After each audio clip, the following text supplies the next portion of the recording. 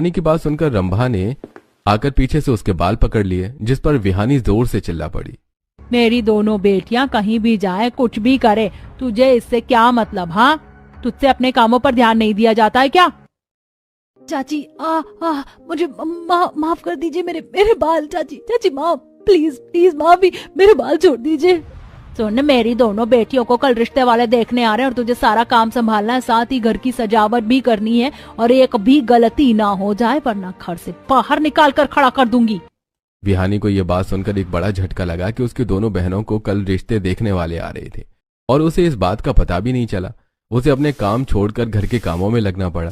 इन्होंने मुझे पहले से ये बात बताना भी जरूरी नहीं समझा, और अब सब कुछ समय पर चाहिए। साथ ही इन्हें तैयार भी मुझे ही करना होगा और सबके लिए नाश्ता भी बनाना होगा।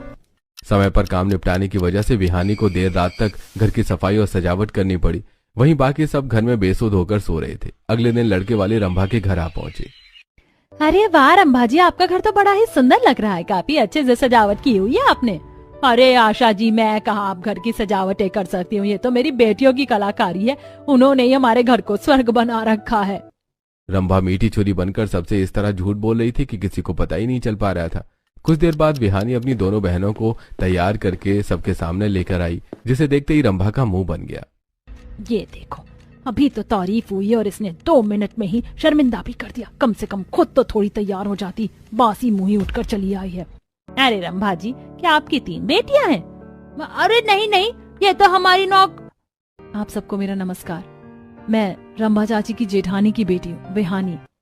अरे विहानी बेटा, मैं बता तो रही थी, क्या जरूरत थी तुम्हें बताने की?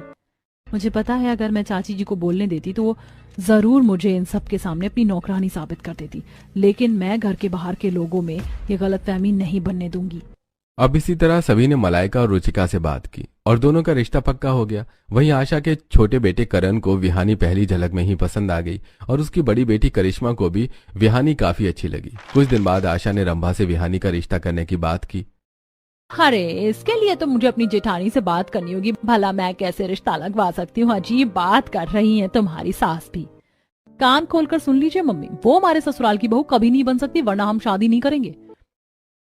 अच्छा रख रखा है हमने इसे यहाँ पर, ये किसको पता था कि आगे चलकर ये ऐसी बाधा बन जाएगी, गवारन कहीं की। मेरी बेटियों का काला टीका तो बनने से रही कलोच बन गई है। अब क्या कर सकते हैं, अब तो हमें आशा जी की बात इसके घर पर करनी ही होगी, नहीं तो बात खराब होगी।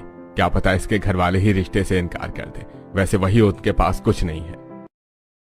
अब यही बात सोचकर रंभा और योगेश ने विहानी के परिवार को इस बात की खबर दी। ऐसा रिश्ता सुनकर दोनों गरीब माँ बाप का